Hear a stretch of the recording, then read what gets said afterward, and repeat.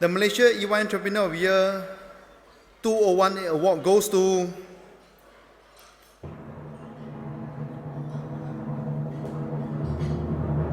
Mr. Song Hoi-see.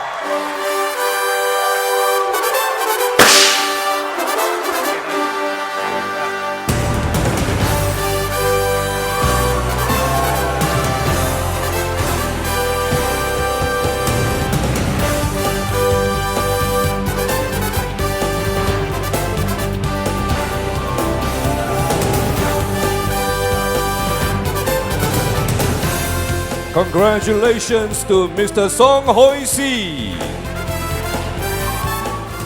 Okay, Mr. Song, thank you very much for making time to speak to us today. I know you're very busy in Hong Kong, growing your business further. So thank you so much for making time. Maybe I start off by asking you, Mr. Song, you were Malaysia's Entrepreneur of the Year in 2018. I just want you to share with us, what was the experience when you first were announced the winner?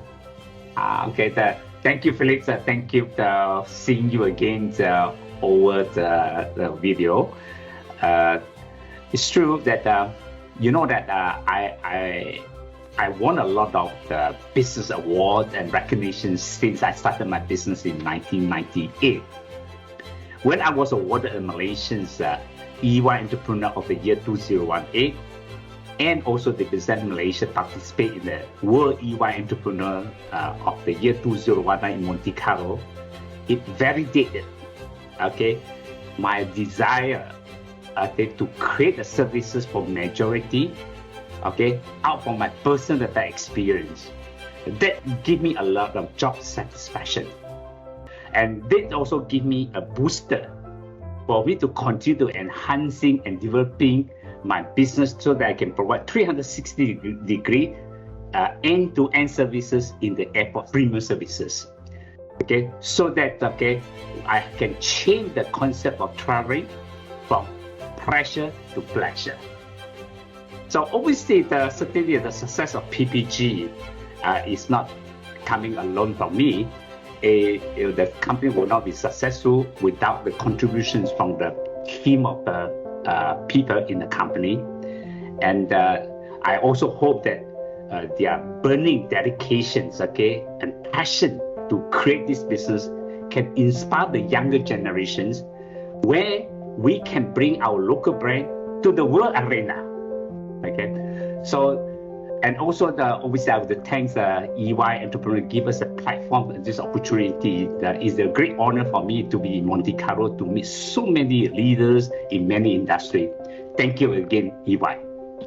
So, Mr. Song, I always admire you because you're always a very fun-loving person, And I remember in Monte Carlo, we had so much fun, with the way we were engaging with so many different people, networking, and so on and so forth. And I really admire you for practicing what you preach. You preach, pleasure in travel, and I think you showcase that as well in the way you yourself emanate the energy and so on and so forth. But Mr. Song, I want to come back to 2020, 2021, And I think your business, without talking about the pandemic, I think it's important to recognize what challenges you had. So maybe share with us, how were you impacted and how did you, turn around or manage the challenges that you had? I know we had some conversations privately, but I just want you to share with the audience. Frankly speaking, I have my tears dry up already because of the pandemic. I have no more tears.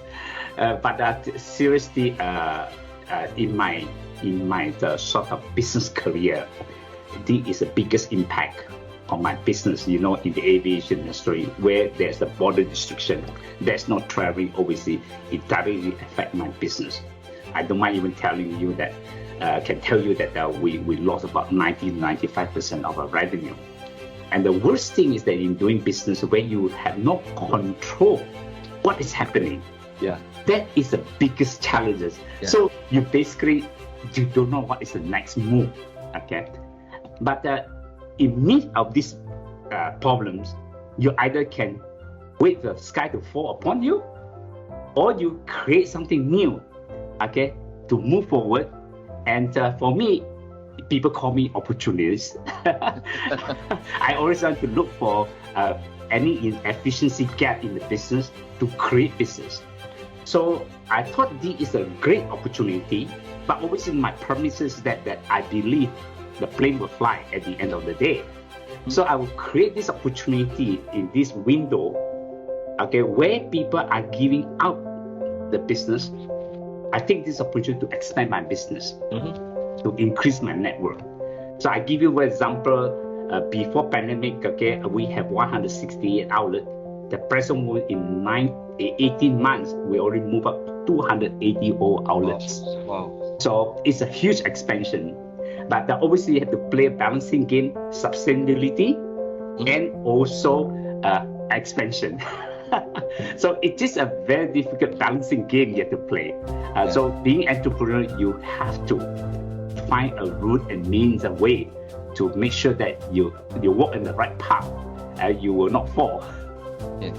So it's interesting, Mr. Song. You know, most people would sort of reconsolidate, relook at their balance sheet, look at their cash position, look at, conserving because they don't know what's going to happen next, and so on and so forth. Looks like you have managed well in the past, and you were able to, in some way, protect the future in the sense of what you have done in your investments going forward. And congratulations. But what do you see? What do you see as the way forward, in your view? Okay, for business in general and for your business.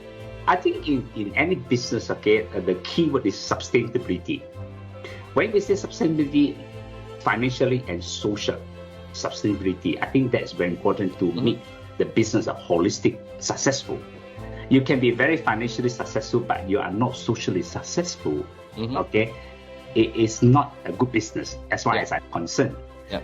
So when I mentioned the financial side, you must know how to plan, and you must have big dream. You must dare to dream. Take risks. Okay, obviously I'm taking a big risk. If the plane is not flying, I will not fly. So, so you have to be able to. But obviously, when you're taking a risk, you must certain sort of the criteria to measure. But this criteria to measure is not coming from fresh air. It's coming from observation, from your belief, your experience, in order to curate that confidence in your business. So, like I say, my premises, I believe the plane will fly. Simple reason, do you think I will go to Malaysia taking ferry to do business in Malaysia? I will not. I will fly down to Malaysia to do business.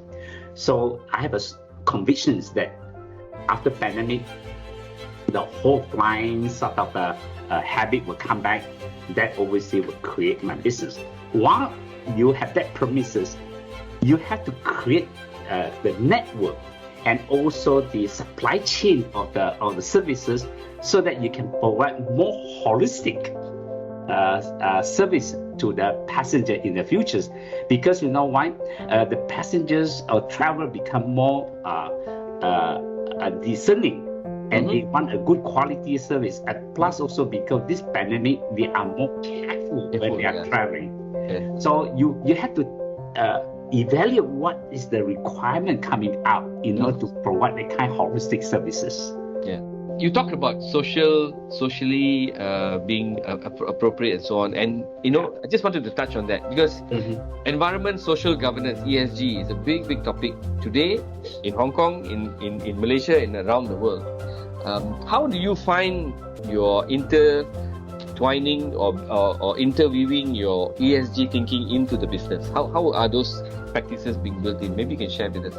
Yeah, Philip, as I said, in order to consider successful in the business, you do not measure on the financial success. I think social success also very important. Now, obviously, like you say, the keyword of ESG is very important. The ESG actually is a term where to make you or indicator for you to be sustainable in your business.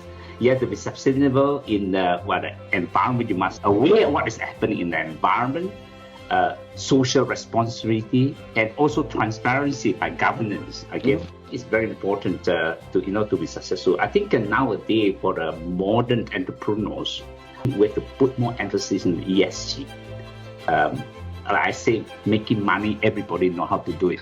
But you know, to do the good ESG is not many people. So as far as our company is concerned, in fact, we developed a department basically taking care of ESG, especially when you're working in the airport, where you interact with international people, different nationality, different backgrounds, different cultures. Okay, Yes. we really have to aware of the ESG in order to become an international brand. Right. So, Mr. Song, I know that in our conversations in Monte Carlo and the various conversations we had, you told me that you are moving into a very digitally enabled business, right? To the extent you can share with us, maybe you can share with us how digital are you and how did you embrace it? Because it was very much early days that you adopted digital thinking. Maybe you can share with us, Mr. Song. I am more than happy to do that. Frankly speaking, if we still adapting our old classical way of operating lounge, operating services in the airport, I think you are basically outdated now. Remember, the future's consumer is the younger generation. They are very digital savvy. Yes. You have to move along with that. Yeah. Okay. Obviously in our company, we have a lot of vertical. We expand horizontal and also expand vertical. The latest vertical that we have, we spend a huge amount of money. Okay. Indeed, I don't mind even telling you the amount of money we spent, nearly $10 million to develop a platform. It's an omni-channel platform where when you go to the airport, you can book all your services, what we call it, airport passenger services under one platform. Exactly. So before you go to airport, for example, you want a limousine service, you book, and you want bagging, wrapping, you want limousines, you want sort of concierge service. Everything can book even before you fly. By the time you reach the airport, everything will be taken care under one platform. Nowadays, you look at the airport, all the services are what calls airport passenger service, so fragmented. Yes. Now you go to the airport, you want a limousine, you call one company. You Yes. want wrapping, you go call another company. Now I consolidate everything under one platform. So in fact, we're going to implement that in Bangalore International Airport. And the second phase, airport we're going to implement is in Hong Kong International Airport. Wow. This is only the beginning. And I tell you, when we present this concept, okay, this platform to the airport, they immediately jump into it. Yeah. So I would imagine if I were to arrive at the airport and I booked all these things, I even can book my duty free as well. Exactly. I remember talking to, I think your wife was telling me, right, that duty free will also be delivered to you if you book it ahead of time. Exactly. Excellent. Everything at the door. We deliver everything whatever you want. Because it's very important, okay, our services provide four major things: comfort, convenience, our love and care, and give you good value. Okay, these are the four things. Whatever we do, you must meet these four criteria. Yeah. So, Mr. Song, I just wanted to take you back to 2018 in the Monte Carlo. Okay. And I'm looking at the behind you. I can see two trophies there. One is the global recognition trophy, and the other one is our Malaysian trophy. Yes. I just want to ask you if you can remember the time in Monte Carlo that you were close to tears. Can you remember that moment or not? Maybe Yes. you want to describe it to the audience. Oh yes, certainly. After obviously we have to go through interview with all the participants. After interview, Sunday you came out, you take out from your bag one frames, and that is a letter from our ex-prime ministers, Dr. Mahathir, to recognize my representations of Malaysia to participate in EY World Entrepreneurs. But I don't expect that too, because you know what, I'm a kampung boy. Okay, I keep myself very low profile as whatever I do. I don't even look into what Datuk ship or whatever. Okay, so but Sunday the Prime Minister have that letter to recognize. Okay, that also verify. Okay, that even we are the kampung boy, we live in the very kampung, and we can bring this business to the world arena. And my Prime Minister can recognize that. I tell you, this is the greatest job satisfaction that I enjoy. That's why I nearly tears. Yes, I remember being so happy to see, how excited you were at that point in time, because it was just after your interview, I remember. Right? Thank you so much. Thank you. Oh no, it was a pleasure. And we do that every year anyway. So everyone, has gotten that sort of recognition. But I think it was very special for you that year in 2018. Yes. Mr. Song, maybe I can ask you another point about succession and the future. I know that your son and your daughter are involved in the business. How are they doing, and how do you see the future of their ideas and their input into the business? I think we are in the service industry, and we are working in very dynamic environment, and the industry itself demand us to come up with crazy idea, innovative idea all the time. So in order to be successful in this business, I think it's very important. First, you must have passion. If you don't have passion in this business, it's very hard for you to successful, because you are serving people, and yet you have to come out with new idea, new concept all the times. Deal with different geography, location, different culture, different belief. It is not a joke. There's also the reason why until today, after 20 over years in this business, we still being the number one in the world. Because I think we got the Malaysian backgrounds, that we have multi-racials, and we understand each other. We are more easier to mingle with different races. I think that also give me a very good background. So it's very proud to be Malaysian. That's why I also hope that Malaysian government continue to promote multi-racial, living harmony together, because indirectly you learn a lot of things to survive with different race, different cultures. This is very important point that I like to bring up. Come back to my family. I cannot ask anything more from my children, because I'm very lucky that they enjoy what they are doing, and in fact, they are working longer hours than I do now, because it's a cheap labor for me. No, but I remember engaging with them in Monte Carlo as well, and I know they're very involved in the business. They seem to be, looking at different strategies, different aspects, and even Mr. Song as well. So it's a great combination. I can see the teamwork and whatever not. So I must say it's great.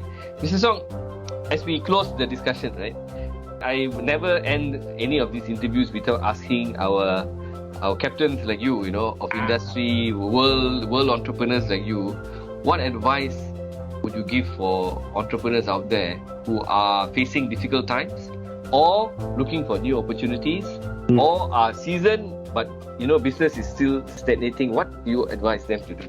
How would they reinvigorate themselves? Out of my mind and to my experience, I think if you want to be an entrepreneur, first you must dare to dream, and must able to dream big, and not scared of failure. When you dream big, then you dare to attempt bigger things. If you do not dare to dream big, you attempt smaller things. So failure can never be in your dictionary. Only successful, no failure. So what if failure will wake up and walk again? So failure shouldn't be in the dictionary. And plus also, in order to do that, obviously it doesn't fall from the sky. But entrepreneur must learn how to listen and observe. Observation is very important, because we are learning every day from the world. So then when we learn something, we curate ourselves and make it better. So you have to be observant and learn. And more important is the mindset. You have to change your mindset. Tell yourself, Malaysia boleh, kita boleh, we can do it. Excellent. I'm not really sure I can do it. Then it's already failed. You have not even started, you already failed. So obviously in the service industry, you must have passion to do. You have to provide services. Otherwise, it is a very tough. Now serving people, if you don't have passion and you don't have a heart of loving people, don't try serving industry. You will be a suffering. So, Mr. I'm sure the audience can tell from your sharing that you are such a happy-go-lucky man who enjoys serving people and making them happy. And I remember, as I said, my conversations and my interactions with you over the years, including in Monte Carlo, was fun because everyone among the international group remembered Malaysia because of you. You know, you were going around saying hello to everyone and you know, greeting everyone and telling them about Malaysia and whatever not. So I must thank you, Mr. Song, for working with us on this program, for being a true blue entrepreneur in Malaysia and being one of Malaysia's best entrepreneurs who has made it to the global stage. Wish you all the very best, and to you, your family, and everyone. And hopefully, we get to catch up physically again soon when the borders are much clearer for us to move around. So, Mr. Song, all the best to you.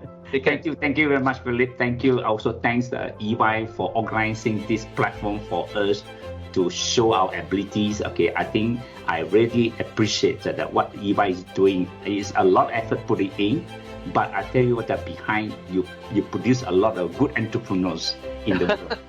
Thank you very much. Thank you, Mr. Song. All the best. Take care. Thank you. Bye bye.